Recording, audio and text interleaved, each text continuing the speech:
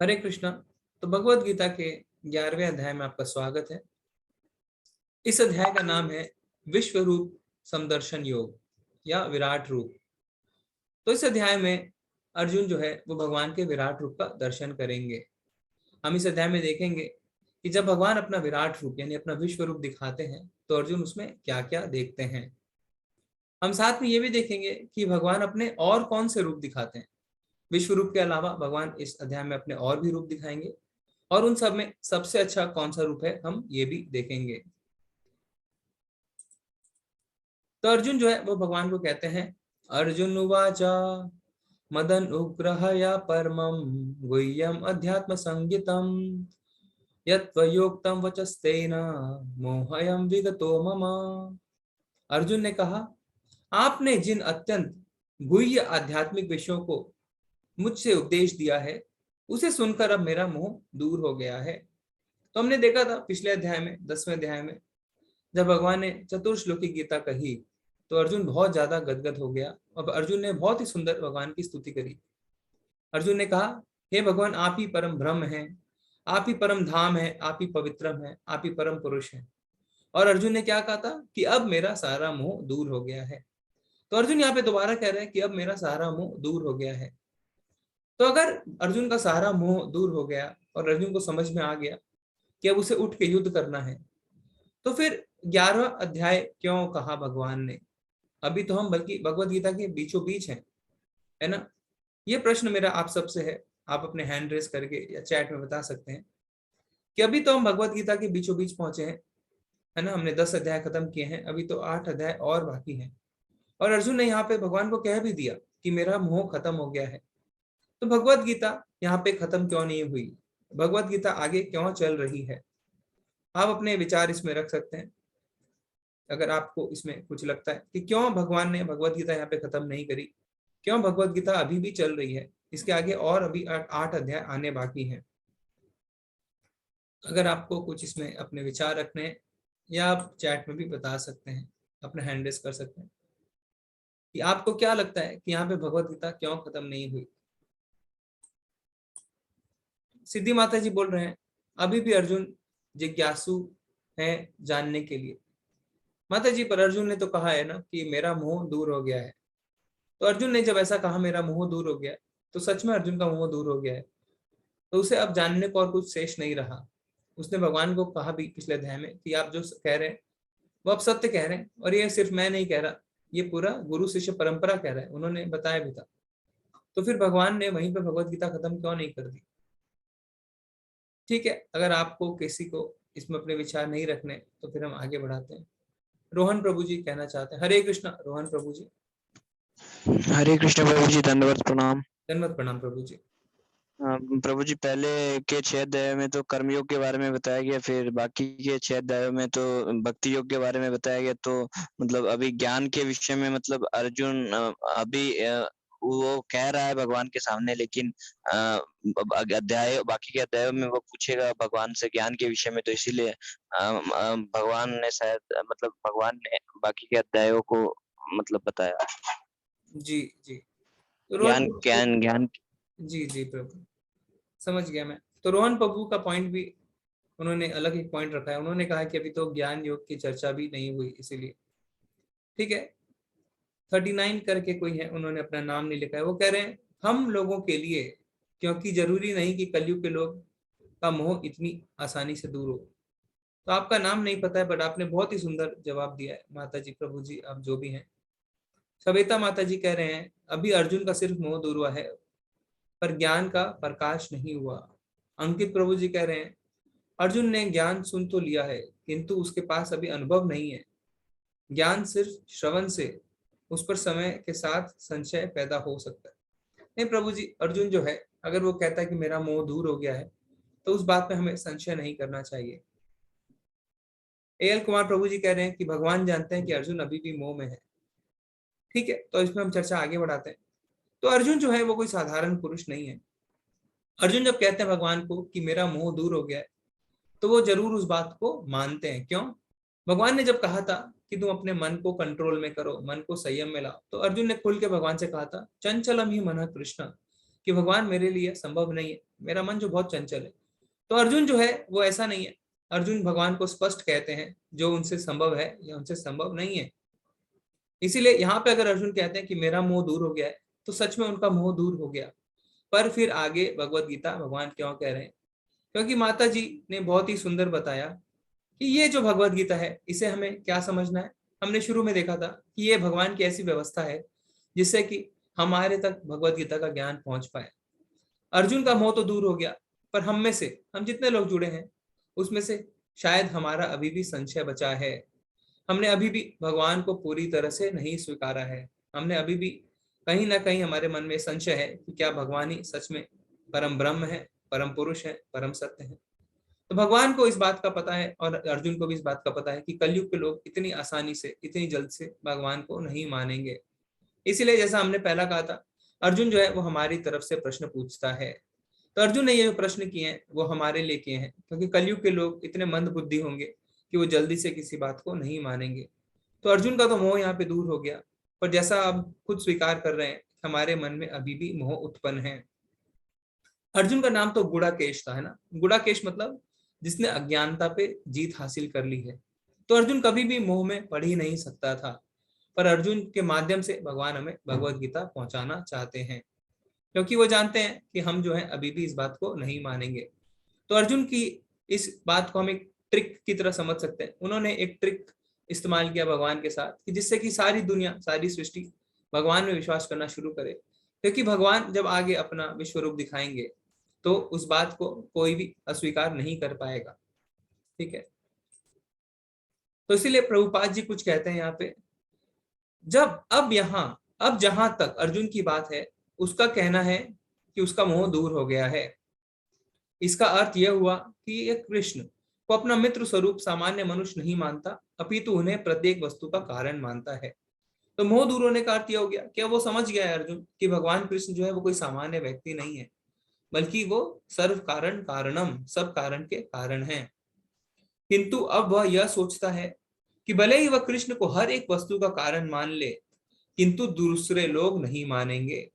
क्योंकि अर्जुन ज्ञानी है, अर्जुन को समझ में आ गई ये बात कि भले ही मैं मान लू सब कि भगवान जो है वो सर्व कारण कारणम है, पर सारे लोग नहीं मानेंगे। अतः इस अध्याय में यह सबों के लिए कृष्ण की अलौकिकता स्थापित करने के लिए कृष्ण से प्रार्थना करते हैं कि वे अपना विराट रूप दिखलाएं। तो भगवान की जो अलौकिकता है उसको हम यहाँ पे स्थापित करेंगे। भगवान अपनी भगवतता को स्थापित करेंगे। जब भगवान अपनी जो विराट रूप दिखाएंगे तब हमें पता चलेगा कि भगवान कितने अलौकिक हैं। इसलिए 10वें अध्याय में अर्जुन ने तो भगवान को कह दिया था कि आप परम हैं, आप परम पुरुष हैं, परम धाम है, पवित्र हैं। ऐसा ही नहीं, उन्होंने कहा था मैं ऐसा नहीं कह रहा हूं, ये सारी गुरु शिष्य परंपरा भी कहती है। किंतु उसे पता था कि हम लोग इस बात को नहीं मानेंगे। इसलिए हम आगे देखेंगे अर्जुन भगवान को निवेदन करते हैं कि वो अपना विराट रूप दिखाएं। तो हमने पहले भी पढ़ा था कि भगवान की 2 तरीके की लीलाएं होती हैं, लौकिक और अलौकिक। लौकिक मतलब जो सब कर सकते हैं, अलौकिक मतलब जो सिर्फ भगवान कर सकते हैं। इसलिए प्रभुपाद जी कहते हैं कि उनकी अलौकिकता को स्थापित करने के लिए ये जो है अर्जुन ने उनसे प्रश्न पूछा। अब भगवान क्या बताना शुरू करते हैं, हे कमल नेत्रों वाले, मैंने हर जीवित, ये अर्जुन कह रहा है भगवान से, हे कमल नेत्रों वाले, मैंने हर जीवित इकाई की उपस्थिति और गायब होने के बारे में विस्तार से आपसे सुना है, जैसा कि आपकी अटूट महिमा के माध्यम से महसूस किया गया है। हे पुरुषोत्तम, हे परमेश्वर, यद्यपि आपको मैं अपने समक्ष आपके द्वारा वर्णित आपके वास्तविक रूप में देख रहा हूं, किंतु मैं यह देखने का इच्छुक हूं कि आप इस दृश्य जगत में किस प्रकार प्रविष्ट हुए हैं। मैं आपसे उसी रूप का दर्शन करना चाहता हूं। तो यहाँ पे अर्जुन ने अपनी इच्छा भगवान से प्रकट की कि किस तरीके से आप इस दृश्य जगत में जो है प्रविष्ट हैं, आप मुझे दिखाएं।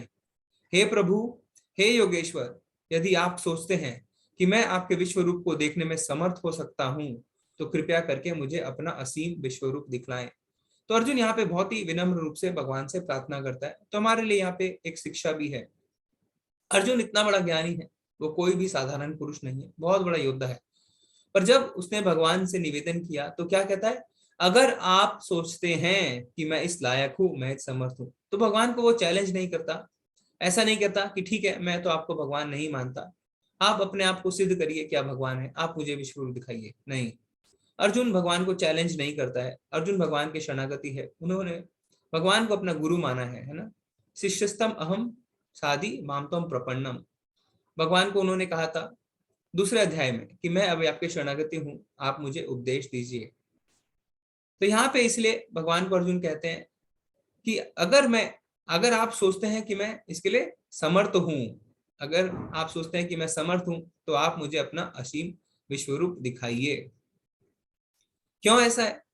क्योंकि देखिए, ऐसा हो सकता है कि कई लोग बोले ठीक है, मैं भगवत गीता के 700 श्लोक याद कर लेता हूँ और मैं भी उन्हें कह देता हूँ, तो मैं भी भगवान बन जाऊंगा। क्योंकि भगवान ने तो अभी तक क्या किया है, भगवान ने तो अभी सिर्फ श्लोक कहे हैं। श्लोक तो हम भी कह सकते हैं, 700 श्लोक हम भी कंठस्थ कर सकते हैं, है ना। तो हम भी कंठस्थ कर लेते हैं, तो हम भी कहेंगे कि हम भगवान हैं। ऐसा हो सकता है। तो इसीलिए ऐसा अगर होता है हमारे साथ, तो हम उन्हें बोल सकते हैं ठीक है, अगर आप बोलते हैं कि आप भगवान है, तो चलिए आप अपना विश्व रूप हमें दिखाइए, अपना विराट रूप हमें दिखाइए। पर वो ऐसा कभी भी नहीं कर पाएंगे, क्योंकि विराट रूप और विश्व रूप सिर्फ भगवान ही दिखा सकते हैं।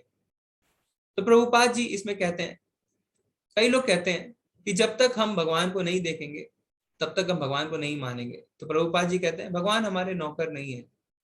भगवान जब चाहेंगे तब अपनी इच्छा से प्रकट होंगे। हम उन्हें निवेदन कर सकते हैं, विनम्रता के साथ प्रार्थना कर सकते हैं, पर सब भगवान की इच्छा पे ही निर्भर करता है।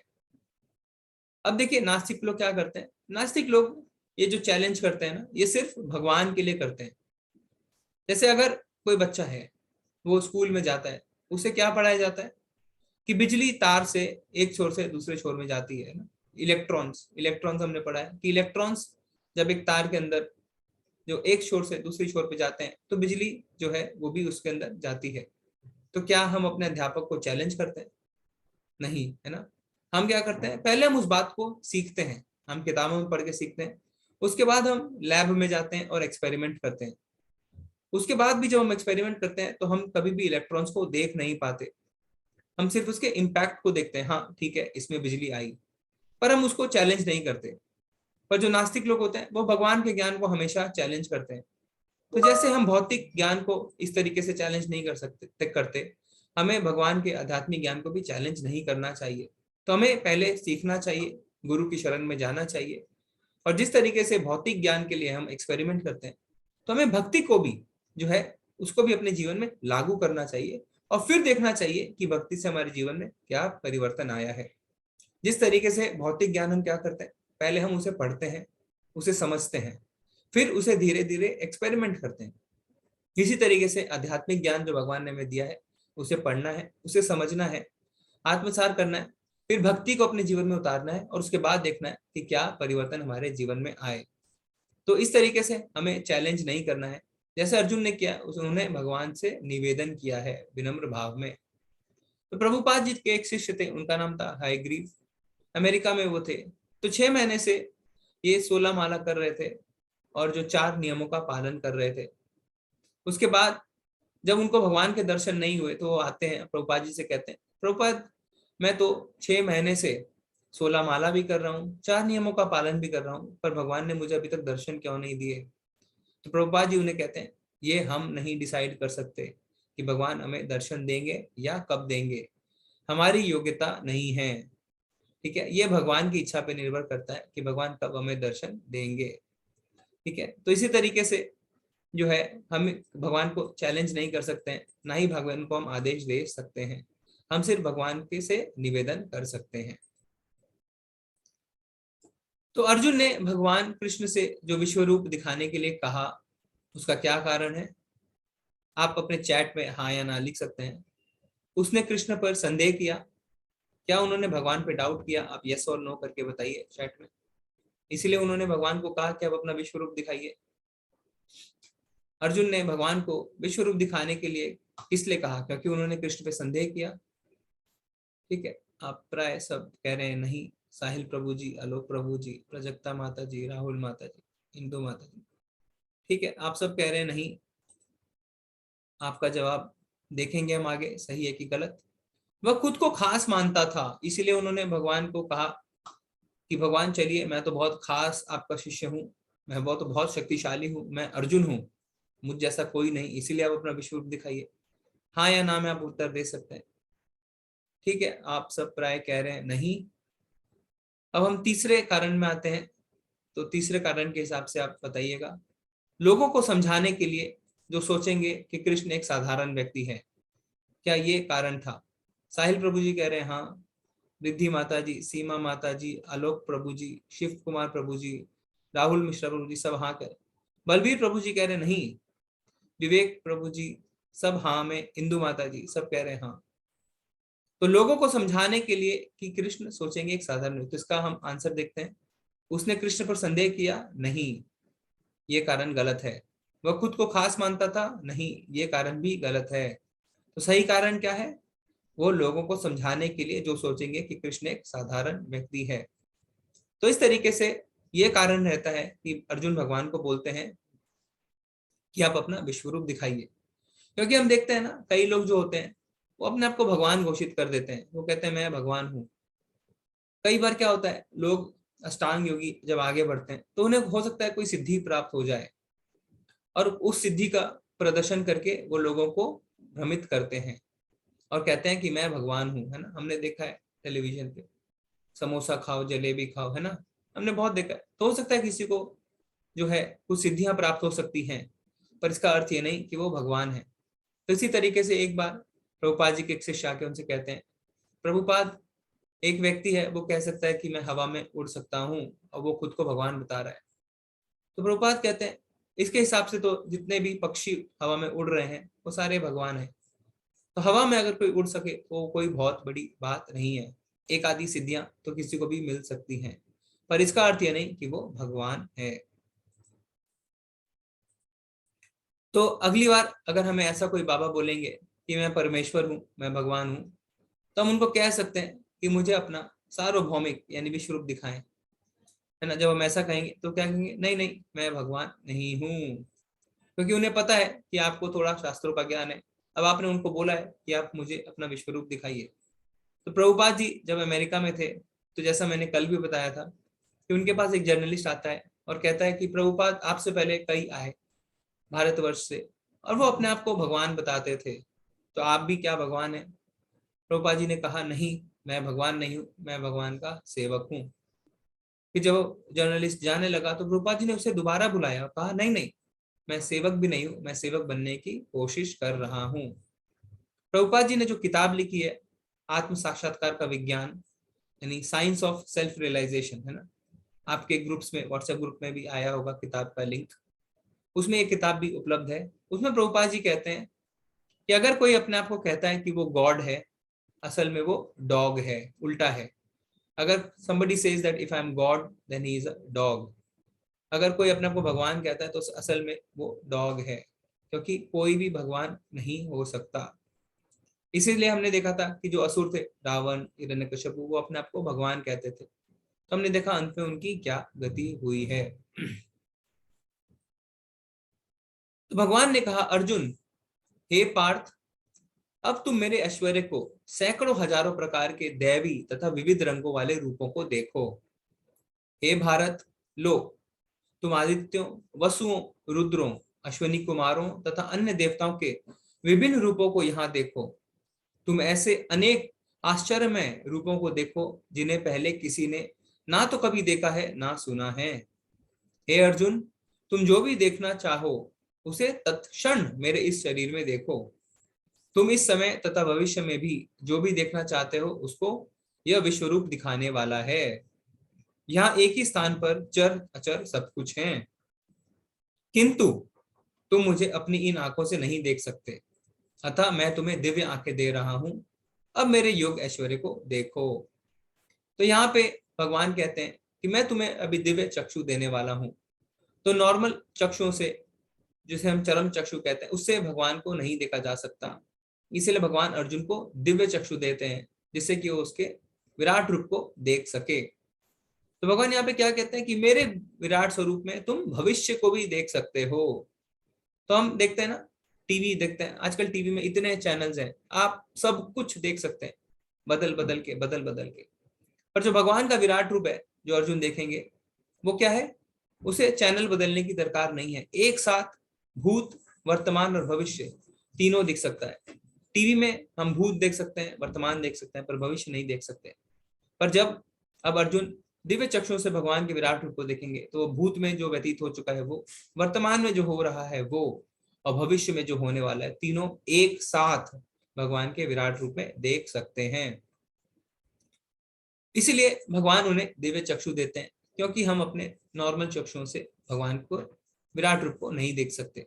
जैसे कि हम देखते हैं ना, एयरपोर्ट पे स्कैनिंग मशीन रहती है जिससे बैग के अंदर का सामान दिख सके, उसी तरीके से दिव्य चक्षु देते हैं भगवान जिससे कि विराट रूप दिख सके। तो ऐसा नहीं है कि यह विराट रूप या विश्व रूप भगवान पहली बार दिखा रहे हैं।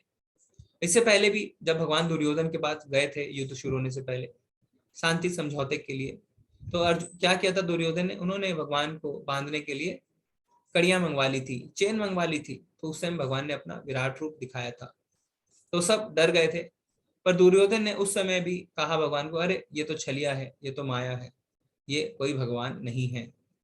फिर क्या था, फिर यशोदा मैया को मिट्टी खाते समय भगवान ने अपने मुख में ब्रह्मांड दिखाया था। और भागवतम में ये भी आता है कि एक बार भगवान जब मैया की गोद में सो रहे थे तो उनका मुंह खुल गया था, तो उसमें मुंह में वापस मैया ने जो है ब्रह्मांड का नजारा देखा था। इसी तरीके से एक उटांग ऋषि भी हुए।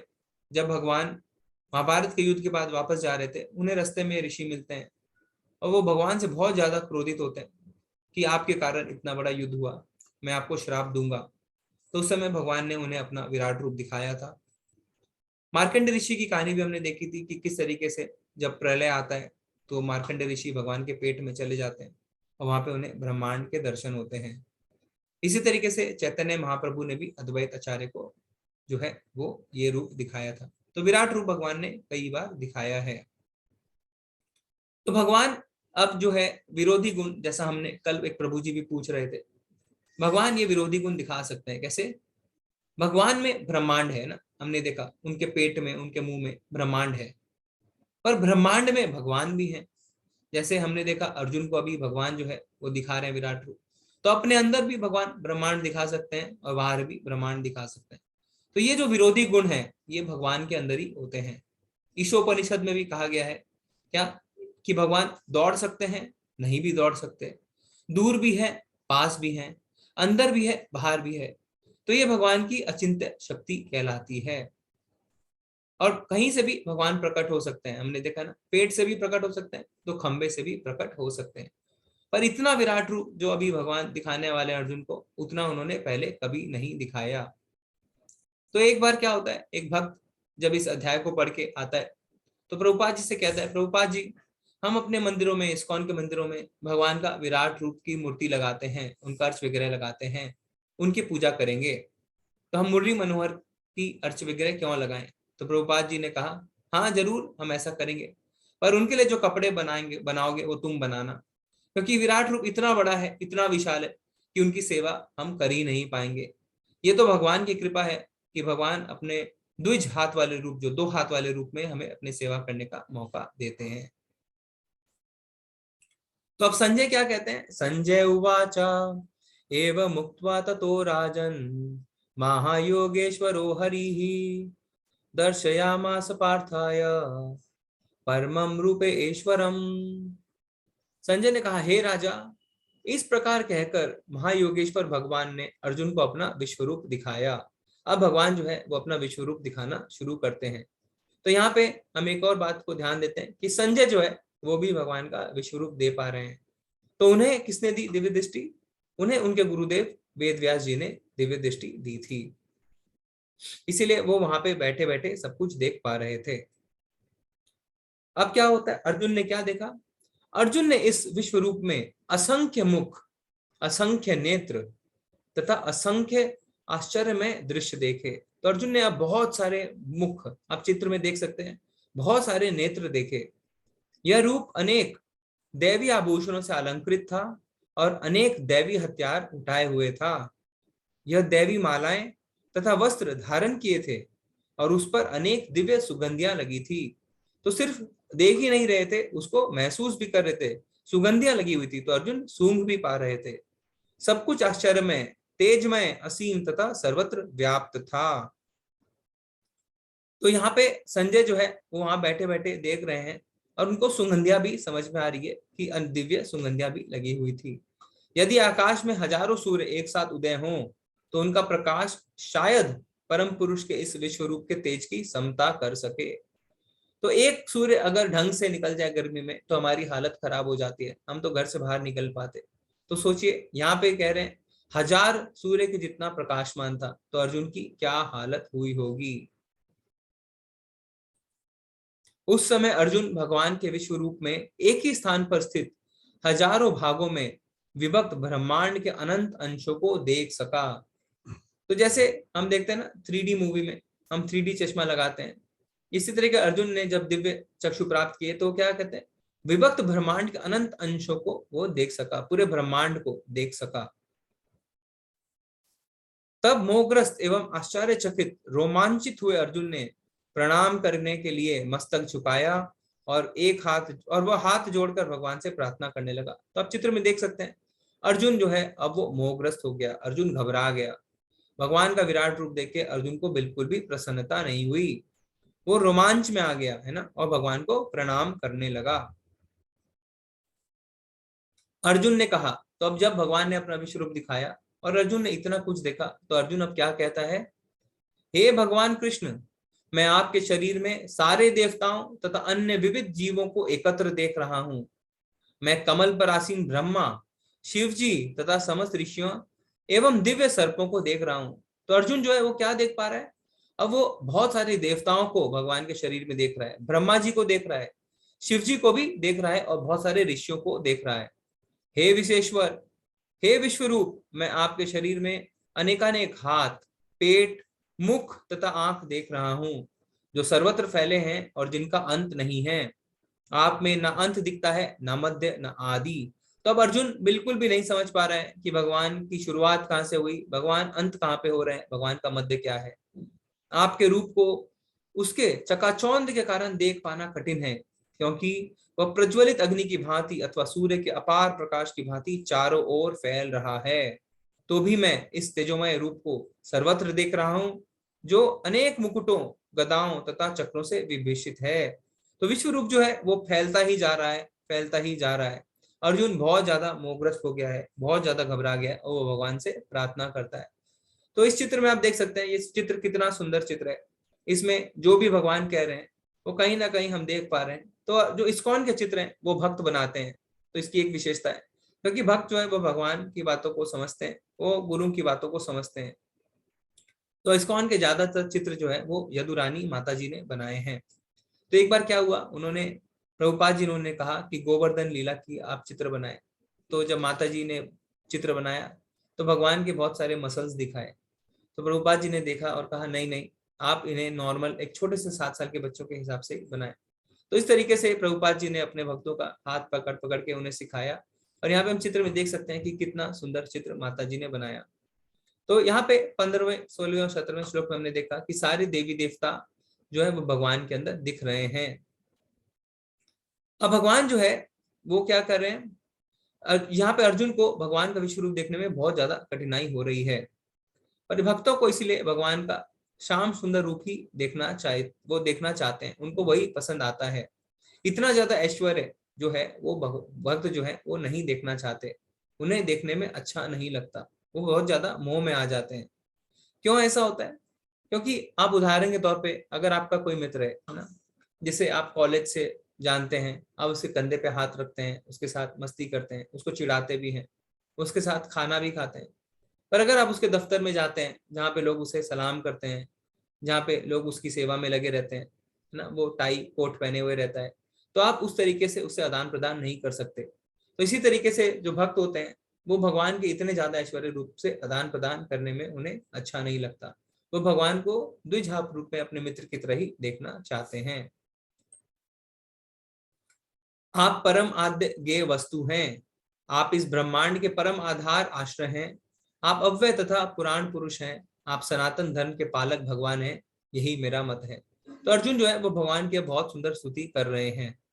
आप आदि मध्य तथा अंत से रहित हैं, आपका यश अनंत है, आपकी असंख्य भुजाएं हैं और सूर्य चंद्रमा आपकी आंखें हैं।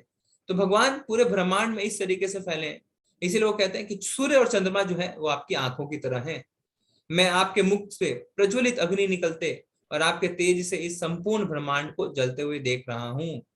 यद्यपि आप एक हैं, किंतु आप आकाश तथा सारे लोकों एवं उनके बीच से समस्त अवकाश में व्याप्त हैं। हे महापुरुष, आपके इस अद्भुत तथा भयानक रूप को देख के सारे लोग भयभीत हैं। तो अर्जुन देख रहा है कि सारे लोग भगवान के इस रूप को देख के डर गए हैं, सारे भयभीत हो गए हैं। देवों का सारा समूह आपकी शरण ले रहा है और आप में प्रवेश कर रहा है। उनमें से कुछ अत्यंत भयभीत होकर हाथ जोड़े आपको प्रार्थना कर रहे हैं। महर्षियों तथा सिद्धों के समूह कल्याण हो कहकर वैदिक स्तोत्रों का पाठ करते हुए आपकी स्तुति कर रहे हैं। तो यहाँ पे भगवान जो है, हमें पता चलता है कि वो धर्म के पालक हैं। सूर्य चंद्रमा, जैसा इसमें बताया गया कि आप भगवान की आंखें हैं और सारे लोग भगवान को देख के अब डर रहे हैं। तो किस तरीके से भगवान पूरे विश्व में व्याप्त है, हमें यहाँ से पता चलता है। हे महाबाहु, अब भगवान कहते हैं आपके इस, नहीं, अर्जुन ही कह रहे हैं, हे महाबाहु, आपके इस अनेक मुख, नेत्र, बाहु, जांग, पांव, पेट तथा भयानक दांतों वाले विराट रूप को देखकर देवतागण सहित सभी लोग अत्यंत विचलित हैं और उन्हीं की तरह मैं भी हूं। तो खाली अर्जुन ही विचलित नहीं है, जितने देवता हैं वो भी भगवान को देख के अब विचलित हो गए हैं। तो अर्जुन जो है वो बहुत ही ज्यादा प्रसन्न था, है ना। हमने देखा था पिछले अध्याय में जब भगवान ने चतुर्श्लोकी गीता कही तो अर्जुन गदगद हो गया, पर अब अर्जुन जो है वो वापस भयभीत हो गया है। हे सर्वव्यापी विष्णु, नाना ज्योतिर्मय रंगों से युक्त आपको आकाश का स्पर्श करते, मुख फैलाए तथा बड़ी बड़ी चमकती आंखें निकाले देखकर भय से मेरा मन विचलित है। मैं ना तो धैर्य धारण कर पा रहा हूँ, ना मानसिक संतुलन ही पा रहा हूँ। तो वापस अर्जुन का मानसिक मानसिक संतुलन जो है वो खराब हो गया है। तो इस तरीके से हम देखते हैं भक्त जो है वो भगवान के ऐश्वर्य रूप को ज्यादा पसंद नहीं करते, वो भगवान को अपने मित्र की तरह देखना चाहते हैं। धृतराष्ट्र के सारे पुत्र अपने समस्त सहायकरों सहित तथा भीष्म, द्रोण एवं कर्ण एवं हमारे प्रमुख योद्धा भी आपके विकराल मुख में प्रवेश कर रहे हैं। तो अब यहाँ पे अर्जुन को भविष्य दिख रहा है, भगवान ने उसे भविष्य दिखाया है। तो क्या कह रहे हैं कि धृतराष्ट्र के जितने पुत्र हैं वो, और भीष्म, द्रोण, कर्ण और जितने योद्धा जो पांडव के भी हैं उसके भी सारे भगवान के मुख में प्रवेश कर रहे हैं। उनमें से कुछ के सिरों को तो आप अपने दांतों के बीच चूर्णित वो कर रहे हैं। तो इसमें अर्जुन देख रहे हैं कि कुछ योद्धाओं को तो भगवान के दांतों के बीच चूर्णित हुआ देख रहे हैं। जिस प्रकार नदियों की अनेक तरंगे समुद्र में प्रवेश करती हैं, उसी प्रकार से समस्त महान योद्धा भी आपके प्रज्वलित मुखों में प्रवेश कर रहे हैं। तो यहाँ पे अर्जुन को भविष्य दिख रहा है, जो अभी जिंदा है वो भी भगवान के मुख में उन्हें जाते हुए दिख रहे हैं। तो इससे हमें क्या पता चलता है कि युद्ध अर्जुन ही जीतने वाला है, पांडव ही जीतने वाले हैं और सबका अंत जो है युद्ध में निश्चित है। इसलिए जो कृष्ण ने पहले ही कहा था ना कि मैं इन सबको पहले ही मार चुका हूं, तुम तो एक निमित्त मात्र हो। और अध्याय 10 में भगवान ने यह भी कहा था कि मैं समय हूं, है ना, मैं सब कुछ हर लेता हूं। तो यहाँ पे हमें यह भी पता चलता है कि दोनों दलों के लोग मरने वाले हैं। फिर भगवान क्या कहते हैं, समस्त जगतों का विनाश करने वाला काल मैं हूं और मैं यहाँ समस्त लोगों का विनाश करने के लिए आया हूं। तुम्हारे यानी पांडवों के सिवा दोनों पक्षों के सारे योद्धा मारे जाएंगे। तो यहाँ पे अर्जुन जो है वो देखता है कि किस तरीके से भगवान के मुख में सारे योद्धा चूर्णित हो रहे हैं। अब भगवान ने अब यहाँ पे अपना काल रूप दिखाया है, ठीक है। तो ये दूसरा रूप है, पहले भगवान ने अपना विश्व रूप दिखाया। अब अर्जुन कहता है कि भगवान ये कौन सा रूप है जिसमें आप दांतों के बीच सबको चूर्णित कर रहे हैं। तो भगवान कहते हैं ये मेरा काल रूप है। काल जो है वो सब कुछ हर लेता है, इसलिए भगवान कहते हैं ना 10वें अध्याय में कि सब हरने वालों में मैं मृत्यु हूं। तो समस्त जगत का विनाश करने वाले भगवान ही हैं। तो पांडवों के सिवा क्या है, सबको ही मारे जाएंगे। तो इसीलिए जब हमारा जन्मदिन आता है तो हम बहुत खुशियों से अपना जन्मदिन मनाते हैं, पर हमें असल में समझना चाहिए कि हमारी आयु जो है वो कम हो रही है। इसीलिए हमारा बर्थडे हो, कोई न्यू ईयर हो, एकादशी हो, तो हमें भगवान के प्रति भक्ति बढ़ाने का संकल्प लेना चाहिए। ऐसा हमें ज्ञानता पूर्वक जो है आगे बढ़ना चाहिए, अज्ञान में अपने आप को जो है ज्यादा अग्रसर नहीं करना चाहिए। अब भगवान यहाँ पे क्या बताते हैं, तस्मात् मुष्टि यशो तस्मात् मुस्ति यशो लभस्व जित्वा शत्रुन् भुंक्ष राज्यं समृद्धम् मय्यावेते निहत पूर्वमेव निमित्त मात्रम भाव सव्यसाचिन। अतः उठो, लड़ने के लिए तैयार हो और यश अर्जित करो, अपने शत्रुओं को जीतकर संपन्न राज्य का भोग करो। ये सब मेरे द्वारा पहले ही मारे जा चुके हैं, और हे सव्यसाची, तुम तो युद्ध में केवल निमित्त मात्र हो सकते हो। तो अर्जुन को भगवान ने सव्यसाची कहा है। सव्यसाची यानी जो दोनों हाथों से बाण चला सके। तो यहाँ पे भगवान बहुत ही अच्छी बात बता रहे हैं कि पहले ही सारे लोग मारे जा चुके हैं, तुम तो एक निमित्त मात्र हो। तो आप सबसे एक प्रश्न है कि अगर भगवान ने सबको पहले ही मार दिया है, तो भगवान अर्जुन को निमित्त क्यों बनाना चाहते हैं? भगवान तो तुरंत सबको मार सकते थे, तो इसमें भगवान को क्या लाभ कि भगवान अर्जुन को निमित्त बनाए और अर्जुन के थ्रू सबको मारे? ऐसा भगवान क्यों करते हैं? आप अपने हैंड रेस करके हमें बता सकते हैं। जी विकास प्रभु जी, हरे कृष्ण।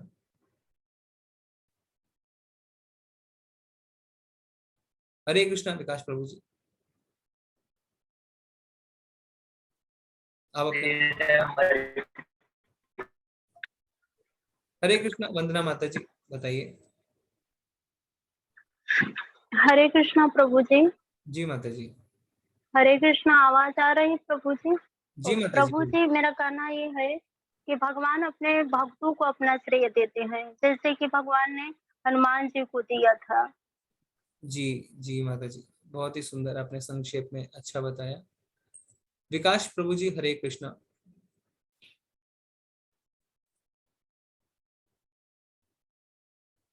ठीक है, विकास प्रभु जी अपने आप को अनम्यूट नहीं कर पा। हाँ प्रभु जी, हरे कृष्णा। हो रहा है, हो गया प्रभु जी, आपने म्यूट कर दिया था। प्रभु जी। जी, भगवान ने अर्जुन को इसलिए बोला, दो कारणों से बोला उन्होंने अर्जुन को युद्ध करने के लिए। एक तो भगवान ने युद्ध से पहले ये संकल्प लिया था कि मैं युद्ध में कोई किसी प्रकार का शस्त्र नहीं उठाऊंगा, यानी मैं अपनी तरफ से युद्ध नहीं करूंगा। तो भगवान को अगर उनको मारना है तो शस्त्र उठाना ही पड़ेगा। तो उन्हें अगर वो खुद नहीं युद्ध करे तो किसी को तो निमित्त बनाना पड़ेगा ना युद्ध करने के लिए। भगवान ने भले ही सबको मार रहे हैं वो, लेकिन निमित्त तो किसी को बनाना पड़ेगा जो युद्ध लड़े उनकी जगह। और दूसरे, वो ये नहीं चाहते थे कि अर्जुन का अपयश हो, क्योंकि अर्जुन अगर युद्ध से विमुख होकर लौटता, युद्ध करे का लौटता, अर्जुन का बहुत बदनामी होती कि इतना बड़ा योद्धा होके, इतना बड़ा क्षत्रिय होकर के भी ये, भले ही वो करुणा से व्याप्त होकर के वापस लौटा, लेकिन उसकी जगह से यही होती कि ये इसमें युद्ध करने का साहस नहीं था, ये कौरवों की सेना कहते को डर गया, इसलिए युद्ध से मुंह छोड़ करके वापस आ गया, जो एक क्षत्रिय के लिए बहुत ही अपमानजनक बात होती। तो भगवान चाहते तो उसको अपयश ना मिले और वो युद्ध करे। उनको पहले से युद्ध का परिणाम मालूम है कि सब लोग पहले ही मारे जा चुके हैं, मेरे द्वारा पहले ही मारे जा चुके हैं, लेकिन चूंकि मैं खुद शस्त्र नहीं उठा सकता तो मुझे किसी को निमित्त बनाना, जी जी प्रभु जी, मारूंगा सबको, ऐसा ऐसा। जी जी जी, तो उन्होंने उनको बोला कि आप सबको मार दी, सबको लड़िए।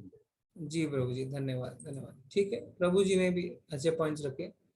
तो इसमें हमने पहले भी इस बात में चर्चा करी है कि भगवान खुद भी सब कुछ कर सकते हैं, पर भगवान अपने भक्तों को निमित्त क्यों बनाते हैं? जैसे हनुमान जी का माता जी ने बहुत ही सुंदर उदाहरण दिया, क्योंकि भगवान अपने भक्तों का यश चाहते हैं। क्यों? क्योंकि भक्त जो है वो भगवान का हमेशा यश चाहते हैं ना।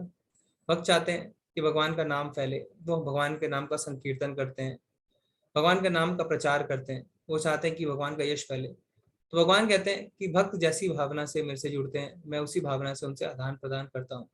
तो इसलिए भगवान भी चाहते हैं कि भक्त का बहुत ज्यादा यश फैले। इसीलिए राम जी जब लंका पे चढ़ाई करते हैं, जब रावण को मारने जाते हैं, तो ऐसा नहीं है कि वो नहीं मार सकते, वो मार सकते हैं, पर क्या करते हैं, सबको इकट्ठा करते हैं, वानर सेना जमा होती है, हनुमान जी को सेवा मिलती है, सभी को सेवा मिलती है। तो इससे भक्तों को सेवा मिलती है, उनका यश भी बढ़ता है। तो हनुमान जी का इतना यश बढ़ चुका है कि हनुमान जी के मात्र दर्शन से हमारे अंदर कितनी ज्यादा भक्ति उत्पन्न होती है ना। उनको देख के ही हमें ऐसा लगता है। तो इस चित्र में भी हम देख सकते हैं कि किस तरीके से एक डॉक्टर जब एक ऑपरेशन करता है तो चाकू का इस्तेमाल करता है ना। तो चाकू जो है वो क्या है उसके लिए, वो एक निमित्त मात्र है। इसी तरह भगवान के हाथ में भी हमें एक औजार है ना, एक निमित्त मात्र ही है। इसलिए ये बहुत ही सुंदर श्लोक भगवान ने कहा। फिर आगे भगवान क्या कहते हैं, द्रोणम च भीष्मं च जयाद्रितं च कर्णं तथा अन्यापि यदो वीरान् मया हतं स्त्वं जहिमा व्यथिष्ठा युद्धस्व जेतासि रणे सपत्नान्। द्रोण, भीष्म, जयद्रथ, कर्ण तथा अन्य महान योद्धा पहले ही मेरे द्वारा मारे जा चुके हैं, अतः उनका वध करो और तनिक भी विचलित ना हो। तुम केवल युद्ध करो, युद्ध में तुम अपने शत्रुओं को परास्त करोगे। तो यहाँ पे भगवान एक बहुत ही अच्छे मित्र की तरह काम कर रहे हैं, अर्जुन को बहुत ज्यादा कॉन्फिडेंस दे रहे हैं, है ना। भगवान ने अर्जुन को एकदम आश्वस्त कर दिया है कि ये सारे मेरे द्वारा पहले ही मारे जा चुके हैं। जितने भी बड़े योद्धा हैं ना, चाहे द्रोणाचार्य हो, चाहे भीष्म पितामह हो, चाहे जयद्रथ हो, चाहे कर्ण हो, सारे बड़े बड़े योद्धा मेरे द्वारा मारे जा चुके हैं। तो तुम क्या करो, तुम युद्ध करो, क्योंकि तुम इन्हें परास्त करोगे। तो भगवान एक तरीके से भविष्यवाणी कर रहे हैं। तो हमने देखा था कि जैसे विभीषण थे, है ना, विभीषण का भगवान ने पहले ही राज्य अभिषेक कर दिया था, उसके बाद उन्हें लंका का राज्य मिला था। संजय ने धृतराष्ट्र से कहा, हे राजा, भगवान के मुख से इन वचनों को सुनकर कांपते हुए अर्जुन ने हाथ जोड़कर उन्हें बारंबार नमस्कार किया। फिर उसने भयभीत होकर अवरुद्ध स्वर में कृष्ण से इस प्रकार कहा। अर्जुन ने कहा, हे ऋषिकेश, आपके नाम के श्रवण से संसार हर्षित होता है और सभी लोग आपके प्रति अनुरक्त होते हैं। यद्यपि सिद्ध पुरुष आपको नमस्कार करते हैं, किंतु असुरगण भयभीत हैं और इधर उधर भाग रहे हैं, यह ठीक ही हुआ है।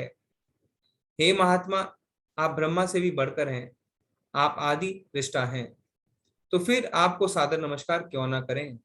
हे अनंत, हे देवेश, हे जगन निवास, आप परम स्रोत्र, अक्षर, कारणों के कारण तथा इस भौतिक जगत के परे हैं। आप आदि देव, सनातन पुरुष तथा इस दृश्य जगत के परम आश्रय हैं। आप सब कुछ जानने वाले हैं और आप ही सब कुछ हैं जो जानने योग्य है। आप भौतिक गुणों से परे परम आश्रय हैं। हे अनंत रूप, यह संपूर्ण दृश्य जगत आपसे व्याप्त है। तो यहाँ पे अर्जुन जो है भगवान की फिर से बहुत ही सुंदर स्तुति करते हैं।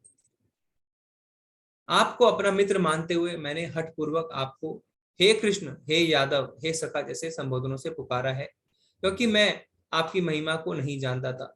तो अब क्या है, अब जब अर्जुन ने भगवान के विश्व रूप को देखा और वो समझ गया कि भगवान जो है वो परम पिता है, तो उनको बहुत ज्यादा लज्जा होने लगी। क्यों? क्योंकि अर्जुन कहते हैं कि मैंने तो आपको अपना मित्र माना और आपको कभी हे यादव, हे कृष्ण, हे सखा करके संबोधित किया, क्योंकि मैं आपकी महिमा को नहीं जानता था। मैंने मूर्खतावश या प्रेमवश जो कुछ भी किया है, कृपया उसके लिए मुझे क्षमा कर दे। तो अब अर्जुन यहाँ पे भगवान से ग्लानि में भर के जो है क्षमा याचना करते हैं। यही नहीं, मैंने कई बार आराम करते समय एक साथ लेटे हुए या साथ साथ खाते या बैठे हुए, कभी अकेले तो कभी अनेक मित्रों के सामने आपका अनादर भी किया है। तो अर्जुन कहते हैं कि मैंने तो आपके साथ है ना एक ही थाली में खाया भी, आपके साथ सो भी गया और कभी कभी मित्रों के आगे आपका उपहास भी किया। हे अच्युत, मेरे इन समस्त अपराधों को क्षमा करें। तो जैसे आप कभी मॉर्निंग वॉक पे जाते हैं, वहां पे आपको कोई व्यक्ति मिलता है और आपकी उनसे यूं ही दोस्ती हो जाती है। फिर अचानक आप एक दिन देखते हैं कि वो व्यक्ति आपके कॉलेज में लेक्चरर बन के या कोई स्पीकर बन के आते हैं, है ना। फिर आपको पता चलता है कि अरे ये तो बहुत बड़ी कंपनी के सीईओ हैं, और आप उनको फिर टीवी पे देखते हैं, उनका इंटरव्यू देखते हैं, तो आपको लज्जा सी लगती है ना कि मैंने तो उनसे मॉर्निंग वॉक के समय कैसे भी बात कर ली, ये तो बहुत बड़े आदमी है। तो जब भौतिक जगत में हम आदमियों के लिए ऐसा सोच सकते हैं, तो सोचिए साक्षात भगवान जिसके साथ थे, तो अर्जुन को कैसी ग्लानि हो रही थी। जैसे कोई न्यायाधीश होता है, कोई जज होता है, अपने दफ्तर में उसे बहुत ज्यादा इज्जत मिलती है, कोर्ट में बहुत ज्यादा इज्जत मिलती है, पर घर पे ऐसा हो सकता है ना कि बच्चे उसके कंधे पे चढ़ के नाचें। तो इसी तरीके से जो भक्त होते हैं वो भगवान को भगवान नहीं मानते, है ना। क्यों? प्रेमवश वो भगवान को भगवान नहीं मानते। जैसे हमने कल चर्चा करी थी कि असुर जो है वो ईर्ष्यावश नहीं मानते, पर भक्त जो है वो भगवान को प्रेमवश भगवान नहीं मानते।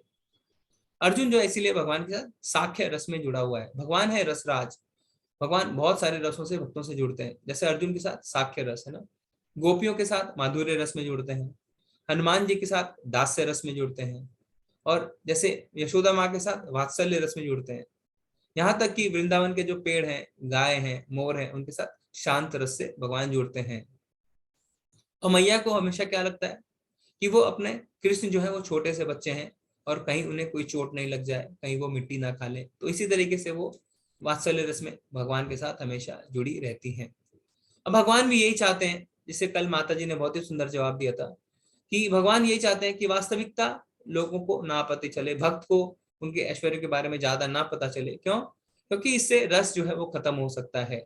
अगर कोई माँ अपने पुत्र को बहुत ज्यादा है ना महान समझने लगे, तो वात्सल्य रस जो हो सकता है वो खत्म हो जाए। इसलिए भगवान भी नहीं चाहते कि वास्तविकता उन्हें ज्यादा जान पड़े।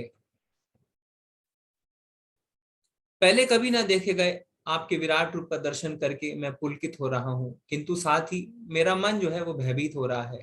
अतः आप मुझ पर कृपा करें और हे देवेश, हे जगन निवास, अपना पुरुषोत्तम भगवत स्वरूप पुनः दिखाएं। तो अब यहाँ पे अर्जुन भगवान को कहते हैं कि मैं आपके विराट रूप को देख के ज्यादा आनंद प्राप्त नहीं कर पा रहा, आप मुझे अपना परम पुरुषोत्तम रूप दिखाएं। तो भगवान क्या कहते हैं, हे विराट रूप, हे सहस्त्रभुज भगवान, मैं आपके मुकुटधारी चतुर्भुज रूप का दर्शन करना चाहता हूँ। तो अब अर्जुन यहाँ पे भगवान से विनम्र निवेदन करते हैं कि मुझे आप अपना चतुर्भुज रूप यानी विष्णु रूप दिखाएं, जिसमें आप अपने चारों हाथों में शंख चक्र गदा तथा पद्म धारण किए हुए हैं। मैं उसी रूप को देखने का इच्छा करता हूँ। तो यहाँ पे अर्जुन कहते हैं कि आप मुझे कृपा करके अपना चतुर्भुज रूप दिखाएं। हे कुरुश्रेष्ठ, तुमसे पूर्व मेरे इस विश्व रूप को किसी ने नहीं देखा, क्योंकि मैं ना तो वेदाध्ययन के द्वारा, ना यज्ञ दान पुण्य या कठिन तपस्या के द्वारा इस रूप में इस संसार में देखा जा सकता हूँ।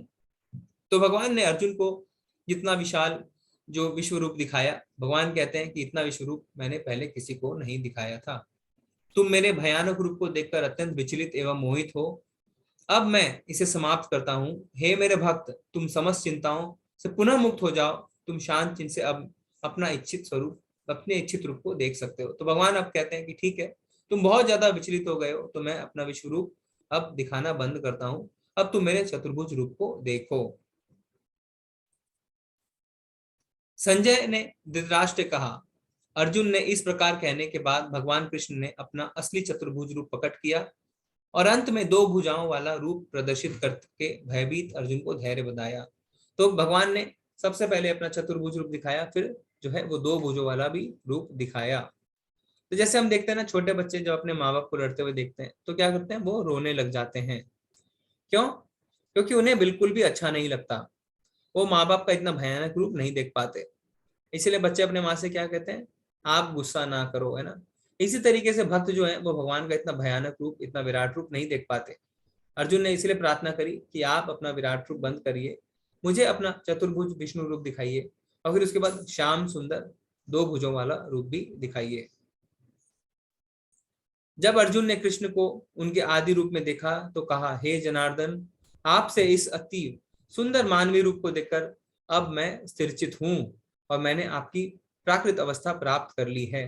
तो अर्जुन अब जो कहते हैं कि अब मुझे जो है चित्त में शांति मिली है, अब मैं स्थिरचित हुआ हूँ, क्योंकि अब मैंने आपके दो भुजाओं वाला श्याम सुंदर रूप देखा है। श्री भगवान ने कहा, हे अर्जुन, तुम मेरे जिस रूप को इस समय देख रहे हो उसे देख पाना अत्यंत दुष्कर है, यहाँ तक कि देवता भी इस अत्यंत प्रिय रूप को देखने के ताक में रहते हैं। तो ये बहुत ही महत्वपूर्ण है हमारे लिए समझना कि भगवान का दो भुजाओं वाला जो श्याम सुंदर रूप होता है वो बहुत ज्यादा दुष्कर है। क्यों? क्योंकि देवी देवता जो है वो भगवान विष्णु के पास जाते हैं, उनसे प्रार्थना करते हैं, भगवान के चतुर्भुज के पास जाते हैं। जैसे हमें कहीं काम है किसी से तो हम उसके दफ्तर जाते हैं ना, हम उसके घर नहीं जाते। तो दफ्तर यानी भगवान विष्णु के पास देवी देवता जाते हैं। अपने घर पे यानी वैकुंठ में, गोलोक वृंदावन में भगवान जो वो दो भुज में रहते हैं और वहां पे लीलाएं करते हैं। पर जो देवी देवता होते हैं वो भगवान के दफ्तर यानी वैकुंठ यानी विष्णु जी के पास जाते हैं। इसीलिए भगवान कहते हैं कि देवताओं के लिए भी यह रूप देखना बहुत ज्यादा दुष्कर है। तो अब भगवान क्या कहते हैं, भक्त्या त्वन् अनन्य शक्या अहम एवं विदो अर्जुन ज्ञातुम दृष्टुम च तत्वेन प्रवेष्टुम च परंतप। हे अर्जुन, केवल अनन्य भक्ति द्वारा मुझे उस रूप में समझा जा सकता है जिस रूप में मैं तुम्हारे समक्ष खड़ा हूँ, और इसी प्रकार मेरा साक्षात दर्शन भी किया जा सकता है। केवल इसी विधि से तुम मेरे ज्ञान के रहस्य को पा सकते हो। तो ये जो रूप हम चित्र में भी देख रहे हैं, इस रूप के लिए भगवान क्या कहते हैं, सिर्फ अनन्य भक्ति से इस रूप को देखा जा सकता है ना। क्योंकि भगवान जो है ये श्याम सुंदर रूप ज्यादातर अपने भक्तों के सिवा किसी और को नहीं दिखाते, और ये चित्र जो भी है ये भी भक्तों द्वारा बनाया गया है। क्योंकि ब्रह्म संहिता में हम देखते हैं कि लिखा है कि भगवान जो है जब वो खड़े होते हैं तो तीन जगह से टेढ़े खड़े होते हैं। जैसा हम देख सकते हैं अपने पाँव के पास, अपनी कमर के पास और फिर अपनी गर्दन के पास। तो सारे चित्र जो है वो भक्त बनाते हैं और शास्त्रों को पढ़ के ही बनाते हैं। मत कर्म कृन मत परमो मत भक्ता संग वर्जिता निर्वैरा सर्वभूतेषु या स मामेति पांडव। हे अर्जुन, जो व्यक्ति सकाम कर्मों तथा मनोधर्म के कलमश से मुक्त होकर मेरी शुद्ध भक्ति में तत्पर रहता है, जो मेरे लिए ही कर्म करता है, जो मुझे जीवन लक्ष्य समझता है और जो प्रत्येक जीव में मैत्री भाव रखता है, वह निश्चय ही मुझे प्राप्त करता है। तो भगवान यहाँ पे हमें अगले अध्याय के लिए थोड़ा हिंट देते हैं, क्योंकि अगला अध्याय जो है वो भक्ति योग का आखिरी अध्याय है, जिसका नाम है भक्ति योग। हमने पढ़ा था कि पहले 6 अध्याय जो है कर्म योग प्रधान, बीच के 6 जो है वो है भक्ति योग प्रधान। तो कल हम 12वां अध्याय पढ़ेंगे।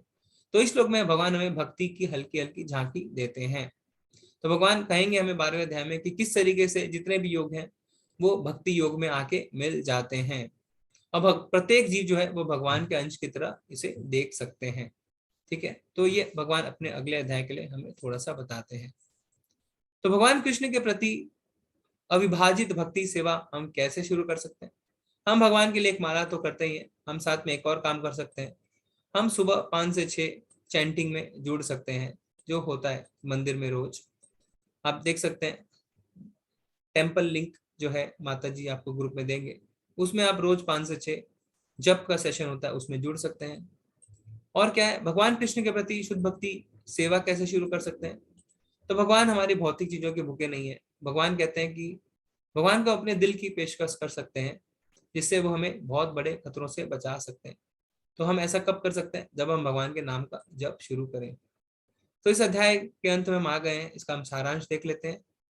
इसमें हमने देखा कि अर्जुन कृष्ण से अपने सार्वभौमिक रूप यानी विश्व रूप को दिखाने के लिए अनुरोध करते हैं। फिर भगवान अपना विराट रूप उसे दिखाते हैं, जो फिर उसके बाद अर्जुन जो है उस विराट रूप का अनुभव करते हैं। फिर हमने देखा कि किस तरीके से अर्जुन के सवालों का भगवान उत्तर देते हैं। फिर अर्जुन भगवान से प्रार्थना करते हैं और अंत में हमने देखा कि भगवान को देखने के लिए शुद्ध भक्ति की आवश्यकता होती है, जो अगले अध्याय में हम और विस्तार से देखेंगे। प्रभुपाद जी के कुछ शब्द देखते हैं। सारांश है कि कृष्ण ने अपने क्षणभंगुर विश्व रूप के साथ साथ काल रूप, जो सब कुछ भक्षण करने वाला है, और यहाँ तक कि चतुर्भुज विष्णु रूप को भी दिखलाया। तो इस अध्याय में भगवान ने अपने 4 रूपों को दिखाया, एक तो विश्व रूप, फिर काल रूप, फिर चतुर्भुज रूप, और फिर उसके बाद 2 भुजाओं वाला रूप, श्याम सुंदर रूप।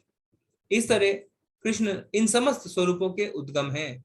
ऐसा नहीं है कि वे आदि विश्व रूप या विष्णु की ही अभिव्यक्ति हैं, वे समस्त रूपों के उद्गम हैं। भक्त के लिए कृष्ण का कोई अन्य रूप उतना महत्वपूर्ण नहीं जितना कि मूल 2 भुजी श्याम सुंदर रूप है। तो भक्तों के लिए जो सबसे ज्यादा महत्वपूर्ण भगवान का रूप है वो है 2 भुजी श्याम सुंदर रूप। ब्रह्म संहिता में कहा गया है कि जो प्रेम या भक्ति भाव से कृष्ण के श्याम सुंदर रूप के प्रति आसक्त है, वे सदैव उन्हें अपने हृदय में देख सकते हैं और कुछ भी नहीं देख सकते।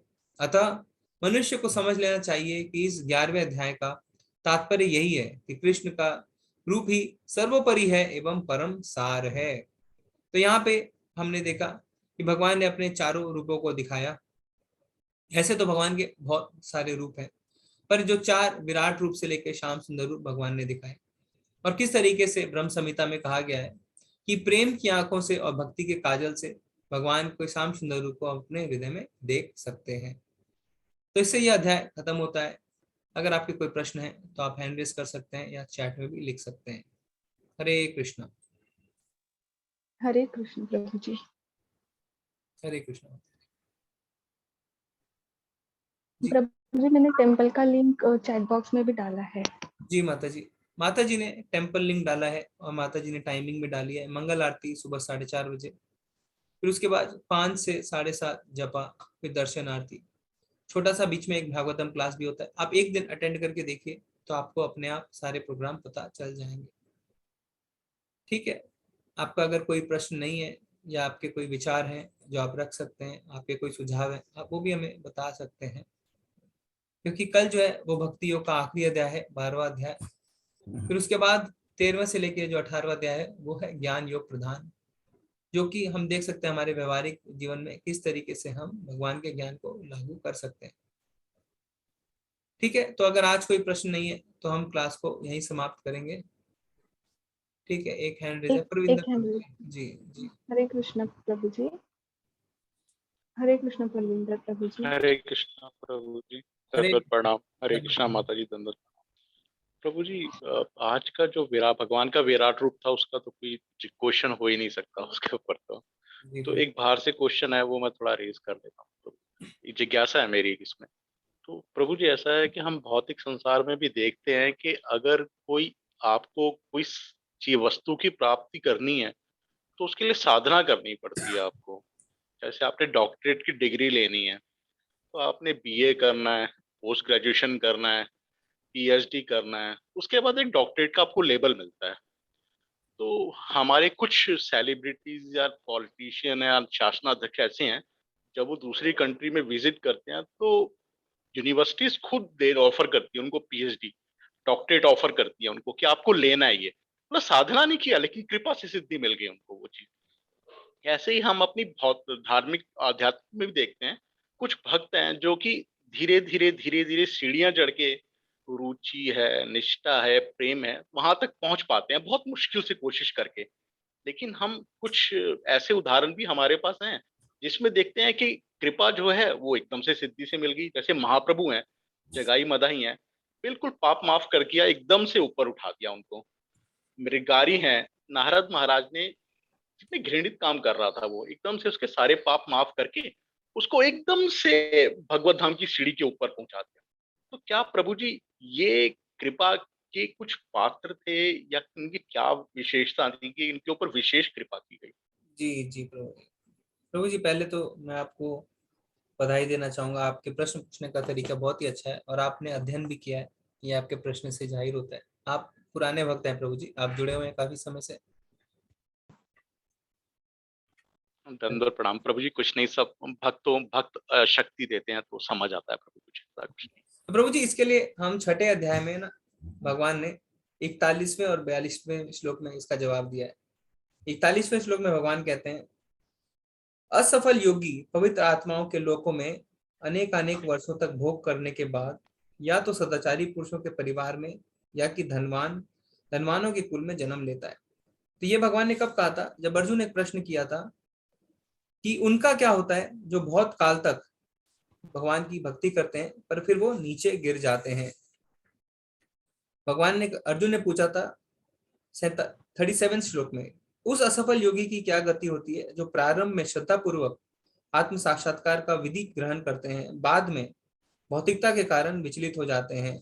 तो भगवान ने दो श्रेणियां बताई थी। एक, जो ऐसे लोग हैं जो कुछ समय तक थोड़ी उन्नति करते हैं फिर गिर जाते हैं, तो उनका क्या होता है? उनको सदाचारी पुरुषों के परिवार या धनवानों के परिवार में जन्म मिलता है। तो ऐसा क्यों होता है? क्योंकि अगर वो सदाचारी या धनवान पुरुष के परिवार में जन्म लेंगे तो उन्हें ज्यादा मशक्कत नहीं करनी पड़ेगी जिंदगी के लिए और वो धीरे धीरे अपनी भक्ति में आगे बढ़ेंगे। फिर भगवान ने क्या कहा 42वें श्लोक में, अथवा यदि दीर्घ काल तक योग करने के बाद असफल रहे तो वह ऐसे योगियों के कुल में जन्म लेते हैं जो अति बुद्धिमान हैं। निश्चय ही इस संसार में ऐसा जन्म दुर्लभ है। तो जो बहुत दीर्घ काल तक जो योगी रहते हैं, अगर वो गिर जाते हैं तो वो किसके परिवार में जन्म लेते हैं? बुद्धिमानों के परिवार में। क्यों ऐसा होता है? क्योंकि ऐसे परिवार में जब जन्म लेते हैं तो उनकी तुरंत ही बचपन से ही उनको जो है भक्ति में लगाव आ जाता है। तो यहाँ पे प्रभुपाद जी बता रहे हैं, यहाँ पर योगियों के बुद्धिमान कुल में जन्म लेने की प्रशंसा की गई है क्योंकि ऐसे कुल में उत्पन्न बालक को प्रारंभ से ही आध्यात्मिक प्रोत्साहन प्राप्त होता है। तो ये कहने का अर्थ है, जैसा आपने कहा कि कुछ भक्तों का तुरंत भगवान उनको तार देते हैं, कुछ जो है धीरे धीरे ऊपर चढ़ते हैं। तो प्रभु जी भक्ति सब 0 से शुरू करते हैं और 100 तक आते हैं। किस जन्म में आपने किस परसेंटेज तक खत्म करी भक्ति वो आपको नहीं पता है, पर सबसे अच्छी बात यह है कि अगर आप 0 से 50 तक पहुंचते हैं और आप शरीर त्यागते हैं तो अगले जन्म में आप 50 से ही शुरू करते हैं। आप 0 से शुरू नहीं करते। जैसा आपने कहा कि लोग पीएचडी की डिग्री लेते हैं, अगले जन्म में आप दोबारा क्लास 1 से ही शुरू करेंगे, नर्सरी से ही शुरू करेंगे। ऐसा नहीं है कि आपने पीएचडी ले ली तो आपको नौकरी मिल जाएगी। पर अध्यात्म के जीवन में आपने जितनी भी तरक्की करी वो आपके अकाउंट में रहती है, अगले बार आप वहां से शुरू करते हैं। तो भगवान ने इसका जवाब इसी तरीके से दिया है। तो कुछ के ऊपर तुरंत कृपा बरस जाती है, कुछ जो है वो धीरे धीरे आगे बढ़ते हैं क्योंकि उन्होंने पिछले जन्म में कम तपस्या करी है, और जो तुरंत आगे बढ़ते हैं वो पिछले जन्म के योगी रहे हैं। ठीक है ना प्रभु जी? तो प्रभु जी इसका तात्पर्य तो ये हुआ कि किसी पे भी कुछ विशेष नहीं किया, उसके पुराने अपने कुछ थे जी जो कि उसको वहां से स्टार्ट करना था। जी प्रभु जी। तो विशेष यही है कि उन्होंने जल्दी करी, उन्होंने पिछले जन्म में तपस्या कर ली जो शायद आप इस जन्म में कर रहे हैं। तो तपस्या तो सबको करनी पड़ेगी प्रभु जी। किसी को भी मतलब कोई स्पेशल नहीं है, सब इसी पद्धति से करके ही आगे आते हैं। भगवान कहते हैं ना कि ना मैं किसी से द्वेष करता हूँ, ना ही कोई प्रेम करता हूँ, मगर मैं भक्तों के प्रति स्पेशल कृपा रखता हूँ। तो जो जितनी गंभीरता से भगवान की भक्ति करेगा वो इतना जल्दी अग्रसर होगा प्रभु जी। तो आपकी चेष्टा पे भी निर्भर करता है। हो सकता है ना कि आपको लगता है कि कोई बहुत जल्दी भक्ति में आगे बढ़ रहे हैं, तो उनकी चेष्टा वैसी है। वो रोज सुबह मंगल आरती करते हैं, 16 माला ध्यान से करते हैं, नियमों का पालन करते हैं, प्रसाद खाते हैं, वो ज्यादा जो है गंभीरता से भक्ति का पालन करते हैं। कुछ लोग जो है वो बीच बीच में हो सकता है नागा कर देते हो, कभी नहीं उठते हो, कभी प्याज लहसुन खा लेते हो। तो जो जितनी गंभीरता से अपनी तपस्या करेगा वो उसी हिसाब से प्रभु जी आगे बढ़ेगा। इसमें भी तो ये बात भी तो माननी पड़ेगी ना। हरे कृष्णा। जी प्रभु जी। हरे कृष्णा प्रभु। धन्यवाद प्रणाम प्रभु। धन्यवाद प्रणाम प्रभु जी। हरे कृष्ण विकास प्रभु जी। जी प्रभु जी धन्यवाद प्रणाम। हरे कृष्ण प्रभु जी। जी, धन्यवाद प्रणाम। मैं वीडियो चालू कर रहा हूँ अपना। जी वीडियो क्यों नहीं चालू हो रहा है? जी प्रभु जी आप कर सकते हैं। मेरा प्रश्न ये है प्रभु जी आप अभी वीडियो चालू कर सकते हैं, हमने यहाँ से बंद कर रखा था। जी हाँ अभी हो गया। जी प्रभु जी। जी प्रभु जी। हरे कृष्ण। मेरा प्रश्न ये है, मेरे छोटे छोटे 2-3 प्रश्न है कि जिस समय ये गीता का अर्जुन और भगवान कृष्ण के बीच में संवाद चल रहा था गीता का पूरा युद्ध क्षेत्र के अंदर, तो इसमें कम से कम मैं समझता हूँ 1 घंटे का समय तो लगा होगा। ऐसा मैं समझता हूँ कि अभी पढ़ने में 3-4 घंटे लग जाते हैं, तो वहाँ उस वक्त संवाद करने में एक दूसरे में, तो उस वक्त वो बाकी जो सब सेनाएं थी वो क्या मतलब खड़ी रही है, क्या करा, मतलब उन्होंने कुछ ने मतलब कोई युद्ध शुरू नहीं करा, या वो कैसे हुआ कि वो दोनों आपस में वार्तालाप कर रहे हैं, उनके बीच में संवाद हो रहा है, और दोनों तरफ की जो सेना है पांडवों की भी और अपने कौरवों के साइड वो कुछ एक्शन नहीं कर रहे हैं। एक तो ये प्रश्न था प्रभु मेरा, और दूसरा ये था कि मैंने ऐसा सुना कि श्री कृष्ण भगवान ने हनुमान जी को आदेश दिया था कि वो अर्जुन के रथ पे सवार हो जाए। उनके रथ को ऐसा बताते कपिध्वज नाम दिया गया था, जिसपे कपिध्वज है उनका। तो अगर वो भगवान चाहते तो मैं समझता हूँ हनुमान जी आराम से कर्ण से युद्ध करके उसको हरा सकते थे, मगर उन्होंने उनको आदेश नहीं दिया। उन्होंने अर्जुन को ही मतलब उन्होंने से उसकी रथ की रक्षा करने के लिए बोला था उनको, रथ पर सवार रहो तो रथ, ताकि उनका रक्षा हो, रथ डूबे नहीं, मतलब धरती में नहीं समाये। तो अगर वो मतलब किस वजह से ऐसा करा, वो चाहते तो शायद हनुमान जी को आदेश, जैसे उन्होंने रामायण में उन्होंने काफी हनुमान जी का मदद ली थी युद्ध करने के अंदर, जब रावण से युद्ध हुआ था उन्होंने काफी मदद। यहाँ पर उन्होंने बहुत लघु मदद ली है उनकी, उन्होंने ऐसा आदेश नहीं करा कि तुम युद्ध करो कर्ण के साथ। अगर शायद कर्ण से युद्ध करते तो इतना कर्ण तो शायद सामने नहीं टिक पाते हनुमान जी के सामने युद्ध में, ऐसा मुझे लगता है। तो किस कारण से उन्होंने उनको बोला कि आपसे मतलब बहुत लघु वो लिया कि आपसे उनके रथ पर रहो ध्वजा के रूप में, और कुछ नहीं करना आपको। जी प्रभु जी। जी जी जी। तो आपका जो पहला प्रश्न है प्रभु जी, तो इसमें आचार्य बताते हैं कि भगवान श्री कृष्ण और अर्जुन के बीच में यह संवाद कुल 35 से 40 मिनट में हुआ। अच्छा। अब इसमें प्रभु जी डायरेक्ट आचार्य बताते हैं ना, नामनिष्ठ प्रभु बताते हैं कि डायरेक्ट कहीं ऐसा नहीं लिखा है शास्त्रों में कि उस समय क्या हुआ, कितने लोगों ने सुना, कितने लोगों ने नहीं सुना, ऐसा डायरेक्ट कहीं नहीं लिखा हुआ है। तो इसमें 2 बातें होती हैं। कोई कहते हैं कि ये बातें सिर्फ अर्जुन ने और कृष्ण ने सुनी, और वहां पे संजय ने और धृतराष्ट्र ने, और कुछ आचार्य बताते हैं कि नहीं, ये वार्तालाप सबने सुनी। तो इसमें डायरेक्ट रेफरेंस कहीं नहीं आता प्रभु जी। तो ये दोनों ही बात आचार्य बताते हैं। पहला प्रश्न। दूसरा प्रश्न जो है हनुमान जी का, तो हमने पहले अध्याय में पढ़ा था कि अर्जुन के रथ पे कपिध्वज है। कपिध्वज यानी साक्षात हनुमान जी, लाइव हनुमान जी थे ऊपर। क्यों? क्योंकि जहां राम वहां हनुमान, हनुमान जी से बड़ा जो है ना सेवा के रस में तो कोई भी नहीं रहता है। तो हनुमान जी ने अर्जुन की, जैसा आपने कहा, रथ की रक्षा करी। रथ की रक्षा मतलब अर्जुन की रक्षा, क्योंकि अगर रथ को नुकसान होता है तो उसके अंदर जो बैठे हैं उनको नुकसान होता है। तो हनुमान जी तो नित्य सेवक हैं भगवान के, तो वो रथ के ऊपर बैठ के निश्चय रक्षा कर रहे थे, भगवान की सेवा दे रहे थे। तो भगवान ने उनको जैसी सेवा दी वो वैसा स्वीकार करते हैं। तो अंत में हम कहीं कहीं देखते भी हैं कि क्या होता है, बाद में जब युद्ध खत्म हो जाता है और जब हनुमान जी नीचे आते हैं और हनुमान जी अर्जुन से मिलते हैं, तो उनके उतरते ही रथ जो है वो पूरा भस्म हो जाता है, उसमें आग लग जाती है। क्योंकि अर्जुन जो है, हनुमान जी जो है वो अपनी शक्ति से उस रथ को बहुत ही जो वार होते हैं ना, कर्ण के वार होते हैं, किसी के भी वार होते हैं, उससे बचा के रखते हैं। तो आपस में भक्त जो है एक दूसरे की सहायता भी करते हैं और भगवान की सेवा भी करते हैं।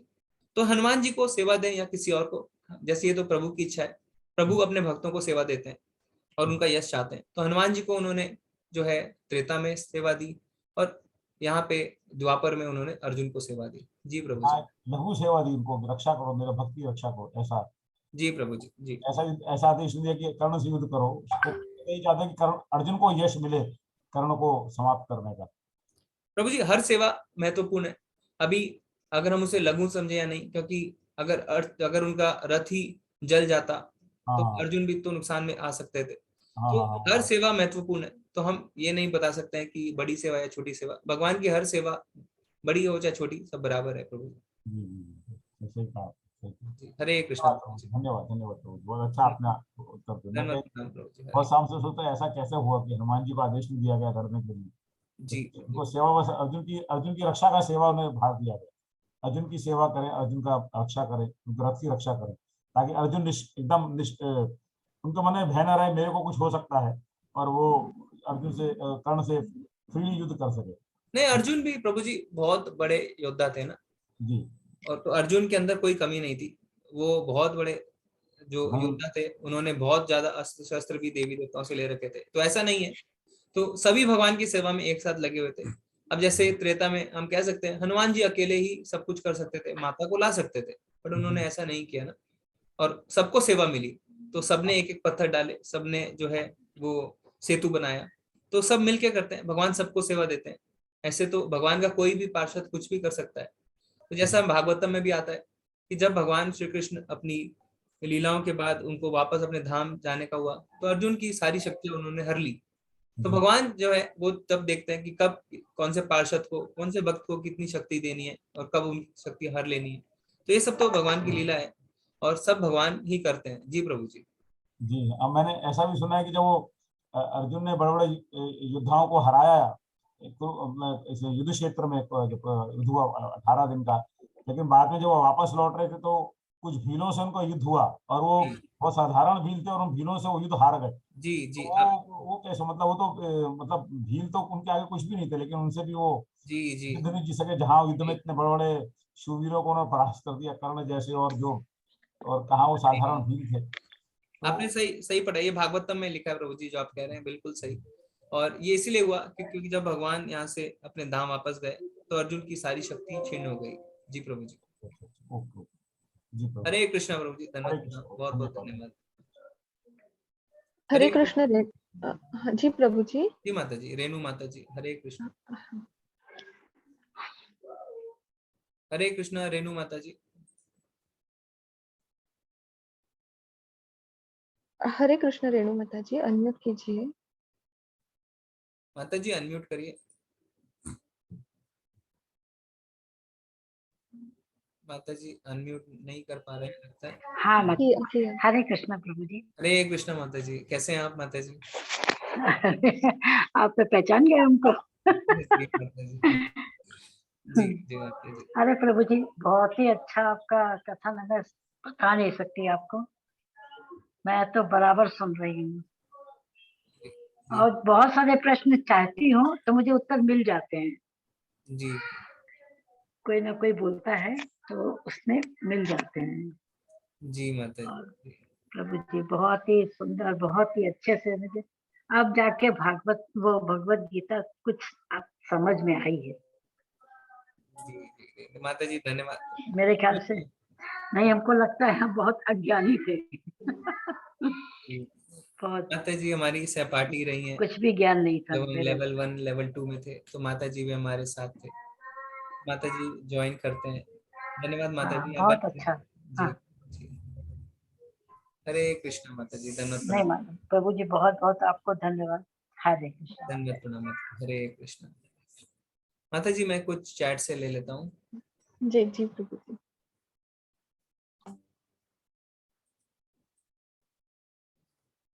एएल कुमारवेल प्रभु जी कह रहे हैं 12 माला कंटिन्यू करनी है या कभी भी? प्रभु जी आप कभी भी दिन में कर सकते हैं।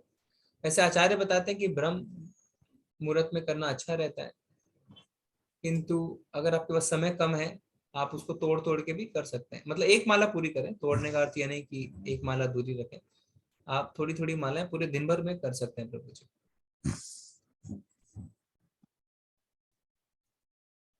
ठीक है। साहिल प्रभु जी कह रहे हैं कि अर्जुन को ये 4 रूप क्यों दिखाए। तो अर्जुन ने भगवान से निवेदन किया ना कि मुझे आप अपना विराट रूप दिखाएं, तो भगवान ने उन्हें विराट रूप दिखाया, साथ में काल रूप दिखा दिया। फिर अर्जुन ने कहा मुझे आप अपना चतुर्भुज रूप दिखाएं और श्याम सुंदर रूप दिखाएं। तो अर्जुन के निवेदन में ही प्रभु जी भगवान ने उन्हें अपना रूप दिखाया। ठीक है, ठीक है माता जी। तो आज प्रश्न कम है, सबको भगवान के विराट रूप को देख के बहुत ज्यादा प्रसन्नता हुई है। तो अगर हम कल जो है और प्रभु जी एक हैंड रेज जी जी, हुआ है साई प्रभु जी का। अरे हरे कृष्णा साई प्रभु जी। हरे कृष्णा माता जी। हरे कृष्णा प्रभु जी। हरे कृष्ण प्रभु जी क्वेश्चन थोड़ा मैंने उस टाइम फ्रेम नहीं कर पाया। वो ये था कि मतलब उस टाइम से पहले किसी ने भी भगवान जी से निवेदन नहीं किया था ये रूप दिखाने के लिए, कि मतलब उन्हें ही ये चांस कैसे मिला। प्रभु जी ये तो हमने देखा ना कि जब शुरुआत ही हमने अध्याय कैसे करी कि अर्जुन ने कहा मेरा मोह दूर हो गया है, पर फिर भी अर्जुन ने भगवान को कहा कि मैं आपका विराट रूप देखना चाहता हूँ। तो ये हमारे लिए किया, कलयुग के लोगों के लिए किया, क्योंकि उन्हें पता था कि उनका तो मुंह दूर हो गया पर हमारा मुंह दूर नहीं। हम प्रभु जी प्रदर्शन चाहते हैं ना, हम कहते हैं कि ठीक है आपने बोला अभी करके दिखाओ। तो उनको पता था कि कलयुग के लोग ऐसे मंदबुद्धि होने वाले हैं, तो उनको जब तक दिखाएंगे नहीं, डिमॉन्स्ट्रेट नहीं करेंगे ना, तब तक वो यकीन नहीं करेंगे। इसीलिए जो अर्जुन ने हमारे लिए ऐसा किया, इसीलिए हमारे लिए उन्होंने भगवान से प्रश्न पूछा कि भगवान अपना रूप दिखाएं। और उन्हें यह भी पता था कि कलयुग में ऐसे बहुत सारे लोग होने वाले हैं जो सिर्फ शब्दों से अगर जाएंगे तो खुद भगवत गीता याद कर लेंगे और बोलेंगे मैं भगवान हूँ, देखो मेरा उच्चारण भी इतना शुद्ध है, मुझे संस्कृत भी आती है। पर अगर हम उन कहेंगे ठीक है अगर आप भगवान ने तो विराट रूप दिखाई है, तो वैसा नहीं कर पाएंगे। तो इन सब के लिए ही भगवान ने अपना विराट रूप दिखाया। तो ये भगवान की व्यवस्था है प्रभु जी। ठीक है प्रभु जी। जी जी प्रभु जी, हरे कृष्णा। हरे कृष्णा। ठीक है, तो अभी हम चलते हैं, हम कल मिलेंगे। कल हमारे भक्तियों का आखिरी अध्याय रहेगा। वाञ्छा कल्पतरुभ्यश्च कृपा सिंधु एव च पतितनां पावनेभ्यो वैष्णवेभ्यो नमो नमः। अनंत कोटि वैष्णव वृंद की जय, श्री प्रभुपाद की जय। हरे कृष्णा। सभी को धन्यवाद, प्रणाम। हरे कृष्ण। हरे कृष्ण प्रभु जी, दंडवत प्रणाम। प्रणाम माता जी। हरे कृष्ण।